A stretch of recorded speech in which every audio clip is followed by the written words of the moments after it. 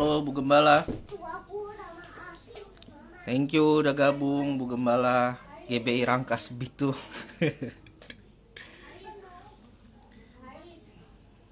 Ayo join lagi. Bentar ya.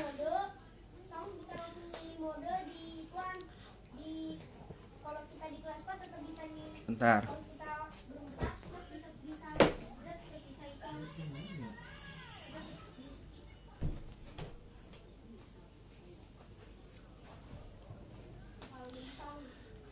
Halo Devi, thank you udah gabung lagi. Sorry ya. Ya, beginilah kalau live Instagram kita. Thank you yang udah setia. Cila setia. Tapi ngomong-ngomong, zaman sekarang memang nyari orang yang setia itu susah loh.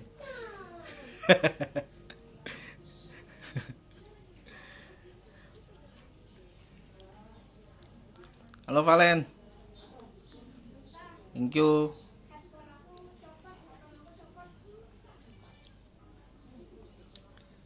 Ya, kita tunggu sebentar ya. Sumbernya. Hari ini spesial banget, memang curhat. Enggak, Valen, enggak curhat.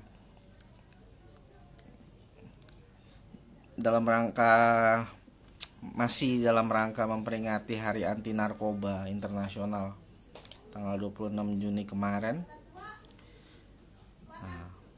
Hari ini kita mau coba ngobrol-ngobrol soal seputar ya dunia narkoba dan HIV/AIDS. Dan narasumber kita memang orang yang pernah ada di keadaan seperti itu. Jadi gue yakin sih pasti banyak hal lah yang bisa memberkati kita dari live Instagram hari ini. So pasti teman-teman nggak kemana-mana, tetap stay sama-sama dengar. Buset, bernubuat. Ngeri bro. Nubuat nanti, nubuatan, belum buat nanti. Harusnya disupport BNN. Waduh, kita mah bukan siapa-siapa Ibu Gembala. Harusnya sih ya. Ya, nggak tahu lah.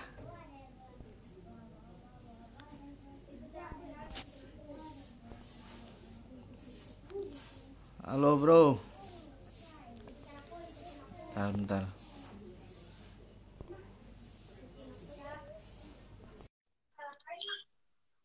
Sekali student movement ngadain retret. Wow, luar biasa. Pengen, tapi nyari dana dulu ya Valen. Halo. Halo, sorry, baru mandi gue. Thank you. Wah, udah lama banget gue nggak ketemu lo bro. Gigi gue ompong, sorry ya.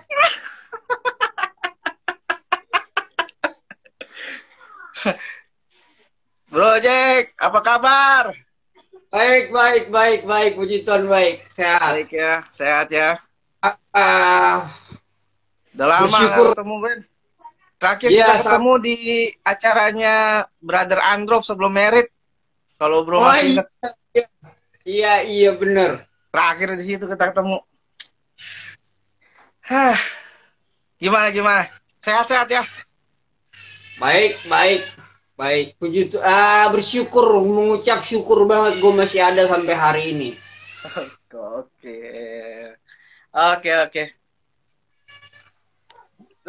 Gila escape.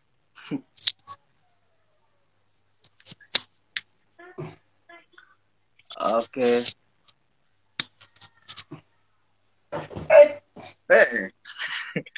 Oke. Ini lebih asik. Oke lah. Bro. Oi. Sebelum mulai ngobrol-ngobrol, kita doa bentar lah ya. Iya, Oke. siap. Yuk. Oke, teman-teman, kita berdoa dulu yuk. Tuhan, terima kasih buat malam hari ini. Kami diberi kesempatan untuk boleh ngobrol-ngobrol Tuhan, sharing, dan kami percaya pasti ada hal-hal baik, hal-hal yang pengen Tuhan bukakan buat setiap kami. Dan biarlah Tuhan berbicara pada setiap kami melalui hati dan pikiran kami lewat sharing yang akan brother kami sajikan, brother kami ceritakan tentang kisah hidupnya. Biar semua itu menjadi berkat dan hanya untuk kemuliaan nama Tuhan. Terima kasih. Dalam nama Tuhan Yesus kami berdoa. Amin. Oke bro. Oi. Bro, gimana kita mulainya ya? Tapi gini lah, bolehlah sedikit bro ceritain tentang hidup bro lah. Dulu brother gimana kehidupannya sebelum kena narkoba sampai kena narkoba. Boleh nggak bro? Bro sebelum ini bro boleh nggak handphonenya didiriin bro? Makanya. Nah, mantap jiwa. Sorry bro, sorry. Sip. Oke, sip. Mantap.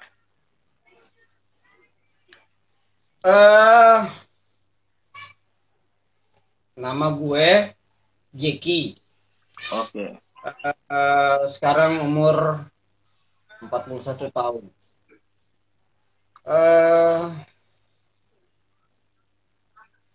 Sedikit cerita ya, share kehidupan sebelumnya di usia remaja. Usia belasan tahun, berantakan banget. Berantakan sampai tahun 90-an itu awal-awal mulai pakai putau. Mulai pakai putau, semuanya dicobain. Khususnya putau yang pakai jarum suntik. Dan gue edik banget sama itu barang. Saking ediknya, semuanya berantakan. Semua berantakan. Hubungan gue dengan, yang paling utama hubungan gue dengan Tuhan tak berantakan. Hubungan gue dengan keluarga gue hancur. Gak ada kepercayaan, gak ada lagi siapa sih yang bisa dipercaya kalau dalam kondisi seperti itu. Semua orang juga menjauh, coba menghindar. Kalau istilahnya jangki ya kan, ada jangki di situ, terus ada orang-orang yang bukan jangki, pasti itu jangki akan dianggap sebelah mata. Wah, ini datang ke sini nih pasti ada sesuatu nih, entah mau melakukan hal-hal yang nggak benar atau kriminal atau apa. Padahal sebenarnya mungkin tujuannya dia hanya mau datang, nah ini ya macem-macem deh. Mungkin dia punya motivasi yang lain juga, atau cuma motivasi yang benar-benar murni hanya untuk mengunjungi keluarga, ngobrol sama teman. Dan susah sekali untuk bisa diterima di mana-mana. Stigma cap buruk itu bagi seorang pecandu narkotik yang menggunakan jarum suntik itu besar banget. Dibilang sampah masyarakat. Iya. Pernah denger kan? Ya. Ya, jangki ya. Apa deh? Tungguin aja ntar lagi mati. Itu kata-katanya. Iya bener. Tungguin aja ntar juga mati. Entah dia mati overdosis, entah mati digebugin orang karena dia nyolong, karena dia mencuri, karena dia melakukan tindakan kriminal, dikerubutin, dibakar orang, atau dipenjara, mati juga di penjara. Itu stigma yang ada. Belum lagi kalau berurusan dengan polisi, dengan pihak berwajib, udah pasti akan dibejek-bejek, bahasanya dibejek-bejek. Dan bukan hanya dibejek-bejek aja fisiknya, dompet pun semua dibejek-bejek, dibikin sengsara, keluarga pun dibikin sengsara. Itu nyata. Itu bukan hanya gue yang ngalamin, banyak orang yang mengalami hal itu pada waktu itu. Sampai sekarang pun masih seperti itu. Ada yang masih seperti itu. Melewati banyak proses. Sampai terakhir gue bikin kacau di rumah. Gue bikin sedih ibu gue. Gue bikin sedih adik-adik gue. Oma, opa gue, keluarga gue, teman-teman gue. Orang-orang yang gue sayang. Gue kecewain mereka selalu. Sampai terakhir nyokap bilang sama gue 3 bersaudara. Gue anak pertama, ada adik gue nomor 2 laki-laki, tapi sekarang udah almarhum sakit. Dan ada satu yang perempuan sudah menikah, anaknya sudah SMA, 1 SD, 1. Gue kecewain mereka. Sampai satu ketika nyokap bilang, gue lebih baik kehilangan anak 1 daripada gue harus kehilangan anak gue yang 2. Itu ibu gue yang lahirin gue. Dan pada saat itu terpukullah gue. Dan ada orang yang bilangin, yang ngomong sama gue, lo Jack, sekali pecundang lo akan tetap jadi pecundang seumur hidup lo. Kata-kata itu. Sekali lo jadi pecundang, lo akan jadi pecundang hidup lo. Seumur hidup lo akan jadi pecundang. Digituin gue. Dan gue gak terima pada waktu itu. Oke, gue terima. Karena memang kondisi gue gak bener. Dan gue edik, junkie, harus pakai putau, harus pakai heroin, harus nyuntik setiap hari. Kalau gue nggak nyuntik, sakitlah badan gue. Dari dosis dari kecil, dari cuman sedikit, dari cuman 1 paket, sampai akhirnya 1/2 gram sehari, sampai akhirnya 1 gram, bisa 2 hari, bisa 1 hari. Wah, itu benar-benar nggak benar. Dan bisa dibilang itu kan butuh uang. Untuk beli itu butuh uang. Memang pada waktu itu untuk awal-awalnya tahun 94, 95, 96, gue nggak takut kehabisan barang itu. Karena sekeliling gue orang-orang yang memang main di bidang itu. Bandar-bandar, stoknya ada terus, yang gratis. Oh, gratis loh. Iya, tinggal duduk manis gue. Jadi kayaknya keadaan mendukung tuh ya. Keadaan mendukung, sangat mendukung. Dibikin sangat mendukung, beneran. Oke. Gratis. Iya. Dan itu kalau turun nggak kira-kira. Ratusan gram. Tapi gini bro, sebelum lanjut cerita bro, gue mau coba mundur dulu. Maksudnya, boleh nggak bro sedikit ceritain kira-kira faktor utama apa yang mengakibatkan bro akhirnya terjerumus ke dalam narkoba itu bro? Boleh nggak sedikit cerita bro? Faktor apa ya? Gue orang itu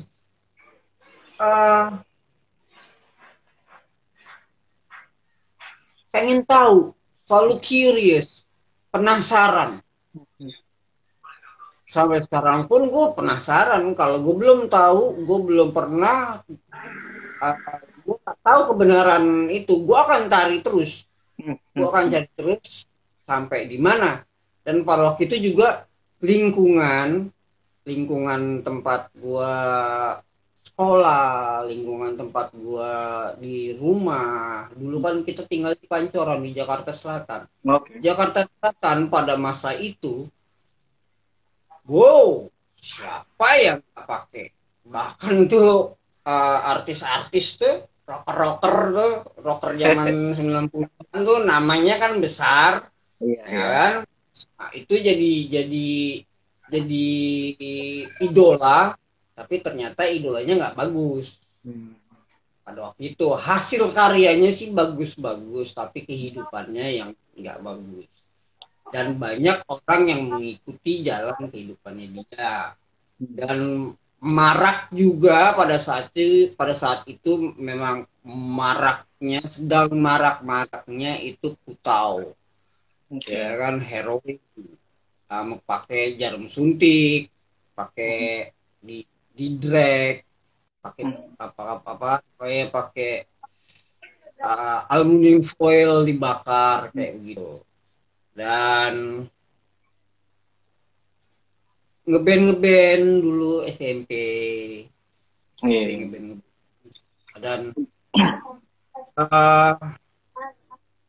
gue kehilangan bokap gue tahun 93 ketika umur gue 13 tahun. Gue kehilangan figur bapak. Gue kehilangan figur bapak, figur bokap gue, orang yang terima gue apa adanya, orang yang sayang sama gue.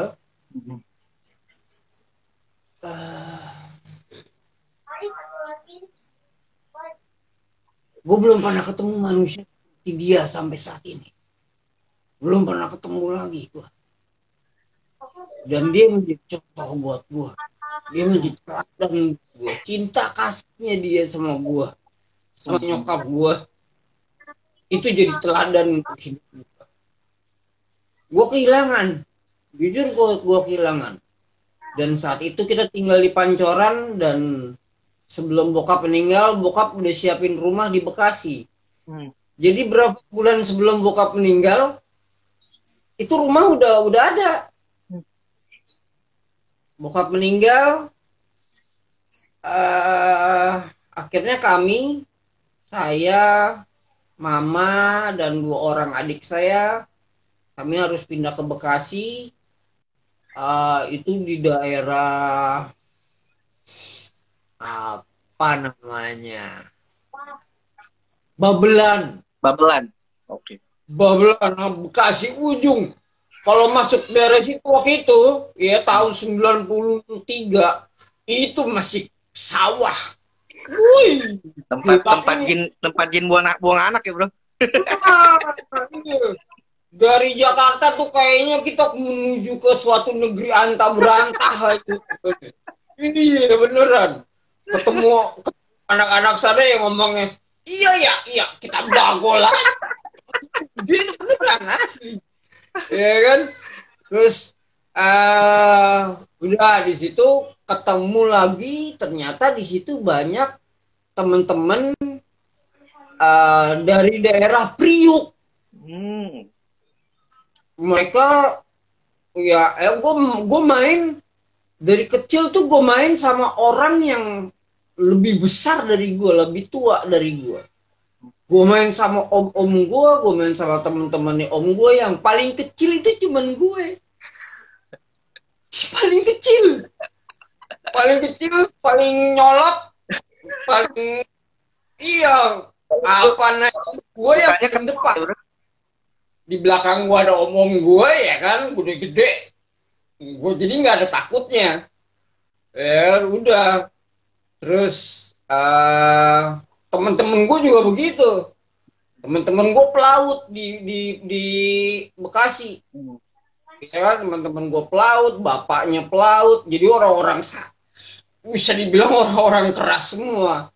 Kita bermainlah musik di situ. Kita mulai ngeband, bawain musik punk. Ya awal-awalnya masih remaja, ya kan. Mulai aktif, mulai main-main musik. Dan akhirnya dari Jakarta Selatan bawa ke situ. Jadi kalau Bekasi itu udah pasti punya. Kalau nggak bawa ya habis. Ya nggak bisa tahan lama. Jadi bolak-balik, dan akhirnya gue berhenti sekolah. Gue putusin untuk gue berhenti sekolah kelas 3 SMP, mau ujian, tinggal seminggu lagi mau ujian. Gue berhenti. Gue tidak mau sekolah. wali kelas gue datang ke rumah, kepala sekolah gue datang ke rumah waktu masih di Pancoran dan saya bilang saya tidak mau sekolah. Iya, Oke, oke, oke. mikirnya ya dari rumah, di rumah sih berangkat sekolah. Iya. Cabut deh, cabut deh. Ketemu di jalanan, ketemu teman-teman, bahasa dulu zamannya bahasanya madol, ya kan, apa, cabut cabut cabut, nggak pakai madol kan, cabut cabut ke jalan yang kompreng, ya kan, kemana kemana, ya kan, minum, aduh itu bener-bener bener-bener jalan SMP aja udah begitu, aduh. Jadi Terus kalau gue potong benar. Jadi kalau kalau gue ambil kesimpulan ada dua faktor yang menyebabkan bro jatuh ke narkoba ya. Yang pertama dari diri dalam diri yang rasa penasarannya yang nggak terbendung gitu.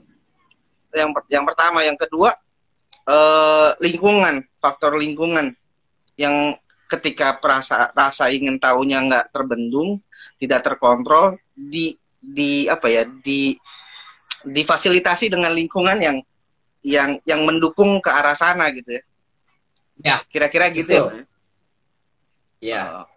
Berarti kalau gua nggak tolong koreksi gua, kalau gua nggak salah berarti bro udah mulai itu di umur di SMP ya bro ya, mulai SMP mulai pakai SMP SD ya? mulai, pokoknya mulai mulai minum, mulai pakai obat-obatan, mulai ngeganja itu SMP. Nah, SMP. selesai mulai pakai jarum suntik pertama kali itu kalau gua sekolah saat itu mungkin kelas 1 SMA. SMA. Nah, waktu itu disuruh les bahasa Inggris. Gue suka bahasa.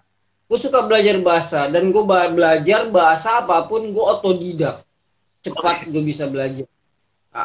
Akhirnya gaya-gayaan deh.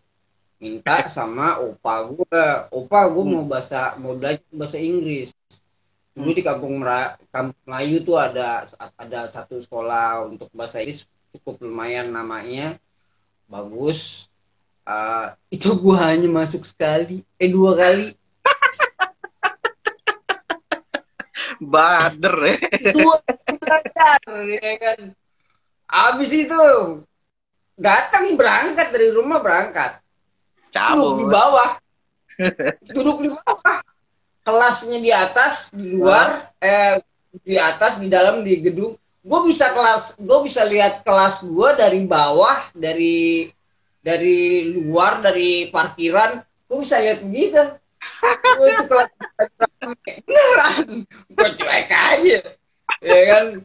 Ntar kalau ini gue udah bosan di bawah, gue naik ke atas, gue kelas telat datangnya, terus kadang 2 kali pokoknya, cuma 2 atau 3 kali gue datang.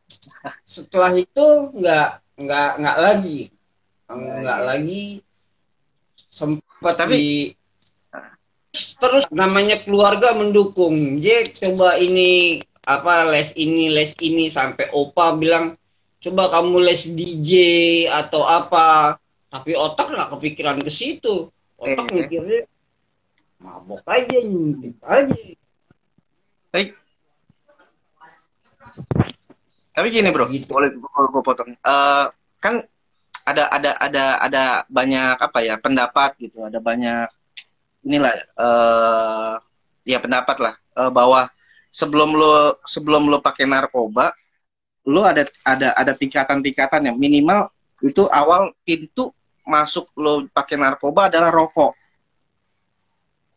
Terus dari rokok baru lo nanti masuk ke ya cimeng, ganja, minum. Menurut bro, bener nggak bro?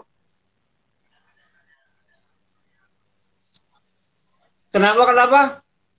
Banyak pendapat bilang gini, sebelum lo masuk ke dunia narkoba itu ada seperti tahapnya gitu. Yang banyak orang bilang itu bahwa pintu masuk pertama untuk lo pakai narkoba adalah lo ngerokok. Dengar nggak, bro? Enggak juga, Nggak ya? enggak juga. Nggak Ada ya? orang yang tapi pakai narkoba, beneran. Hmm. Dia nggak ngerokok. Iya, dia nggak ngerokok nih. Oke, oke. Dia nggak ngerokok, tapi dia pakai ekstasi, pakai sabu. Oke, Ngerokok oke. enggak? Ada, banyak. Jadi Oke, oke, oke. kalau dibilang eh rokok itu awal dari pintu masuknya narkoba nggak juga. Karena Nggak banyak juga. banyak banyak di luar sana yang mereka makin narkoba, mereka minum, mereka juga nggak ngerokok gitu ya. Rokok. Iya, iya. Iya. Iya, banyak juga Iya. sih temen gue kayak gitu. Iya kan? Mereka Dia, minum, ya kan? Mereka alkohol, hmm, ya kan? tapi nggak ngerokok. Paling ya kan? Makan permen, kayak gitu. Vape, vape, ya kan? Sekarang Iya, nge-vape. iya, Nah, iya. jadi nggak ini, nggak apa? Nggak patokan selalu orang yang rokok itu menjadi suatu pintu awal masuknya narkoba, enggak. Tapi memang rokok itu edik. Rokok itu Edik. juga memang adiksi. Adiksi. Susah sekali untuk menghilangkan rokok. Apalagi orang yang merokok dari kecil. Nah, itu rasanya udah mendarah Bener, bener, bener, daging. bener. Itu Bener, bener. butuh penguasaan diri. Oke, Itu oke. butuh penguasaan diri untuk ngurangin berhenti sampai berhenti total itu memang butuh penguasaan diri bener-bener. Setuju, setuju, Menahan bro. diri Setuju, dan tahu diri. setuju, setuju. Kayak ya Iya. gue misalnya gue bersaksi gitu. Gue mulai ngerokoknya dari SD gitu kan. Mm-mm. Terus gue make ganja SMP tuh 3 tahun, gue masa kelas 1, kelas 2, kelas 3 gue make ganja. Tapi ya itu tadi, kalau gue, karena kalau gue memang gue bodoh, maksudnya dalam arti ya lingkungan gue mempengaruhi gue itu hampir hampir setiap hari gue dulu SMP, bro, kayak gitu gitu. Dan macam-macam lagi memang lingkungan. Tapi selain lingkungan tadi gue tertarik dari bro tadi cerita bahwa diri sendiri, rasa ingin tahu yang tidak terkontrol tadi tuh, yang tidak terbendung tadi, yang akhirnya membuat kita masuk ke dalam berbagai macam keingintahuan yang aneh-aneh gitu. Gitu. Tapi kalau Manusia gue kan boleh, dikasih pilihan. hmm, Manusia dikasih pilihan. iya, Iya kan? Dikasih pilihan. Dan dia pasti punya curiosity. Dia punya penasaran. Apa sih itu? Kok bisa begitu sih orang? Rasanya seperti apa sih? Iya kan? Kalau orang yang bijaksana mungkin dilihat begitu dia perhatiin dulu bener-bener. Oh efeknya begitu. Ah enggak jauh-jauh. Iya kan? Tapi kalau ada orang yang memang bener-bener bahasanya nakal, memang berdasarnya dia nakal, dia suka. Apaan iya, itu? Wah, itu dia. Nah, itu dia gitu. Ya kan? iya. Udah coba. Jadi pada intinya sebetulnya apapun itu balik ke diri kita ya, bro ya. Ya. Gua apa ya, walaupun memang gua jatuh karena lingkungan, tapi gua orang yang nggak begini loh, nggak pernah mau, nggak setuju, bukan nggak pernah mau, nggak setuju apa apa nyalain lingkungan gitu, apa apa nyalain orang lain. Ya, Gua pribadi gitu, gue gue pribadi juga gue nggak nggak setuju. setuju gitu bahwa, mm-mm, mm-mm. Jadi itu sih. Weh, bro, denger gua nggak, bro? Suara lo hilang, suara Oi, lo hilang, so. iya, iya. Ngelek. Oke, kalau gue boleh tahu gini, bro. Eh, nah betul. Kitty baru baru chat. Kalau gue boleh, sebelum sebelum bro cerita tentang titik balik lo dari lo pakai narkoba sampai lo akhirnya berhenti, sebelum lo jelasin itu, bro, boleh tahu nggak total jadi bro berapa tahun, bro, ada di dalam dunia narkoba? Aduh, capek ngitunginnya. Pokoknya lama lah, bro ya. Lama ya, bro.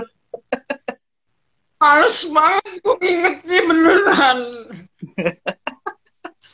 Jujur males banget. Kalau bahasa gampangnya ya, bahasa gampang yang sering gue bilang, Jay kok badan lu jadi kurus sih, gigi lo ompong, ya kan, gigi lo kempot. Gue cuma bilang begini sama teman-teman gue.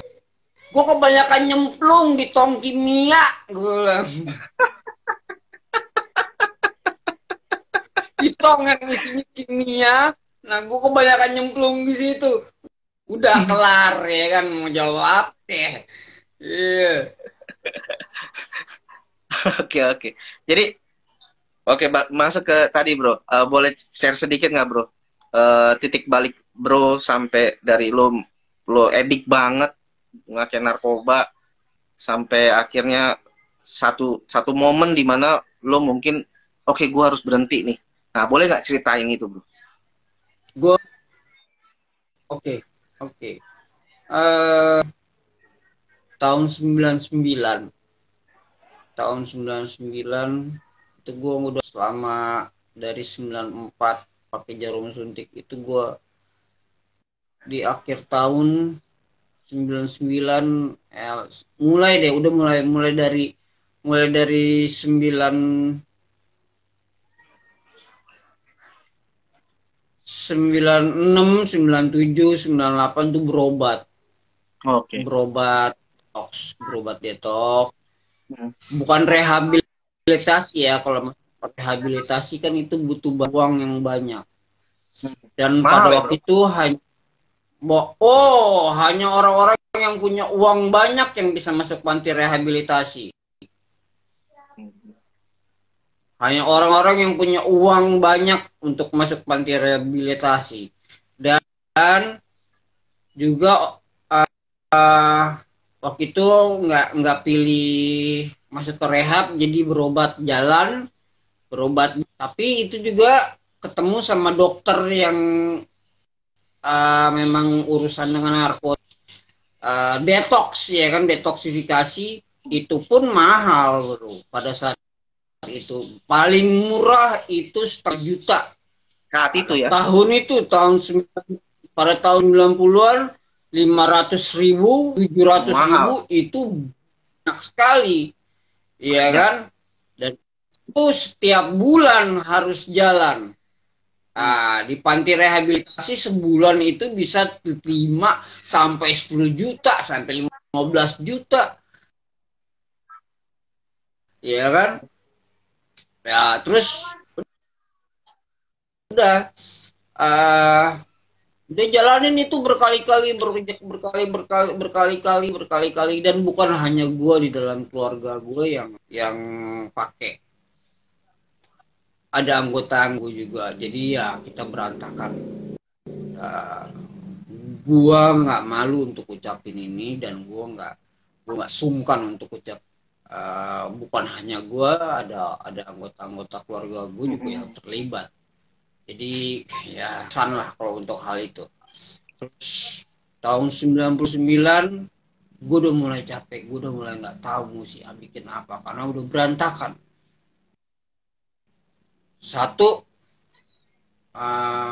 udah nggak punya apa-apa, gembel yang ada di badan. Dan pada waktu itu ke gereja, tetap ke gereja men. Hari Minggu gue ke gereja, bener, hari Minggu gue ke gereja. Gue tetap minta Tuhan tolong gue, gue mau sembuh, gue mau sehat, gue mau bisa lepas. Tapi tetap aja pulang dari gereja balik lagi ke badan lagi, ya kan, ke teman lagi.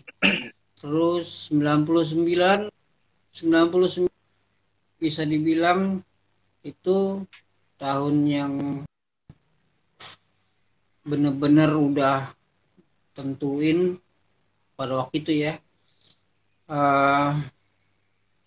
Gue diberkatin sama acara televisi John Hartman dulu, almarhum. Natal tahun 99 tanggal 25 Desember tahun 99, ketika semua orang di rumah oma gua di Jatiwaringin, gua pulang sendirian di rumah kontrakan. Waktu itu ngontrak tempat di Duren 3 di belakang sekolah perguruan Cikini. Di situ gue nyuntik sendirian di rumah sendiri, pada di rumah oma ya kan, semua keluarga gue sendirian. Gue beli cuma 20.000, men. 20.000 gue dapet seabrek-abrek. Gue seabrek-abrek gue beli. Cuma 20.000. Kadang-kadang gue minta aja nggak pakai bayar. Iya. Gue beli 20.000, itu pun duitnya dan disuruh beli rokok sama tante gue, dikasih duit 20.000, ya kan. 20.000 waktu itu harganya 20.000, berarti kan gue mesti cari ongkos nih kan. Untuk belinya gue udah ada, gue cari ongkos ada waktu itu cuman masih murah, ongkos cuman 3.000 perak apa berapa. Udah gue jalan, gue pakai sendirian di rumah. Itu malam Natal tanggal 24 malam. Gue pakai sendirian di rumah, nggak tahu tiba-tiba udah cairin, gue suntikin, badan gue panas, kebakar badan gue. Ini beneran, ini kisah yang ini benar-benar yang gue alamin.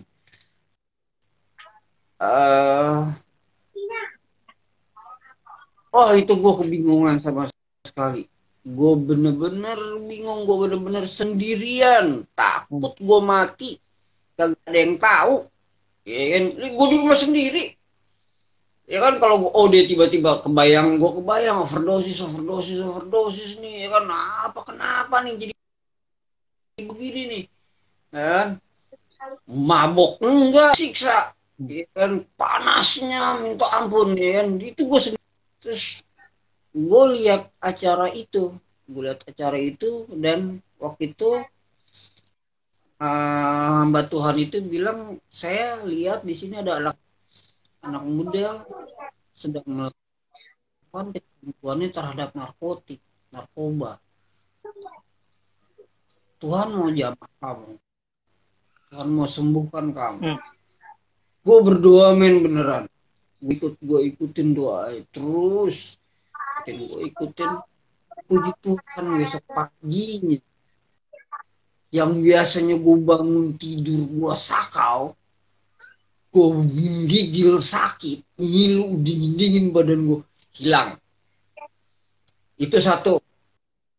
Jalan berapa lama berhenti gue, jalan ada sekitar 3 hari 4, 5, hampir 1 minggu gue berhenti, gue clean. Anak teman-teman gue datang, padahal gue sendirian di rumah. Gampang banget ya, sendirian di rumah di kontrakan gue di Duren 3, karena keluarga semua kan pada di rumah oma kan, lagi pada sampai tahun baru ya. Gue di rumah sendirian. Teman-teman gue datang, Jack, ayo dong, yuk patungan, ini gini. Gue datang pas gue lagi bakar-bakarin semua. Malam itu gue bikin, Tuhan, kalau kalau besok gue bangun tidur gue nggak sakit, gue nggak sakau, gue ikut lo. Dan bener pagi-paginya jadi temen gue dateng, biasanya ngeliat mukanya dia langsung sugesti, ya kan, langsung suges, wow, ya kan. Ini dia ngajakin gue, Jack, beli yuk, Jack. Gue nggak punya duit, gue ada di duit nih. Gue bilang, dia enggak deh, makasih ya. Tuh lu gak ngeliat gue lagi bakar-bakarin suntikan gue yang bekas, gue bilang. Jadi semua gue bakar-bakarin hari itu semua. Gue bersihin semuanya. Dan sehari, 2 hari, 3 hari, 4 hari, seminggu, hampir ada mungkin bulan. Jatuh lagi. masuk tahun 2000, sahabat lama gue, Chris Nadi, si lo kenal. Sama-sama main musik, itu satu tongkrongan. Dia cari gue rupanya, dan gue bersyukur sama manusia itu. Dan gue bersyukur saya detik ini gue mengucap syukur untuk dia. Dia aja gue retreat, men. Dia ngilang, balik-balik, lagi dia udah aktif di kegiatan rohani di sebuah gereja lah, ya kan? Itu diajakin, Jack, kemana aja, gini. Nah, dia mulai kabarin Injil ke gue. Gue bilang, iya, gue orang Kristen, gue ke gereja dari kecil, kakek nenek gue Kristen nih, kan? Gue Kristen dulu di rumah gue, di rumah keluarga kami, tanah besar itu ada gereja sendiri. Kecil gue ke gereja, ya kan, dari kecil gue tahu Yesus itu siapa, ya kan, Nabi Musa siapa, belajar sekolah minggu, ya kan? Tapi ya begitu, yang gue tahu hanya sekedar itu agama aja.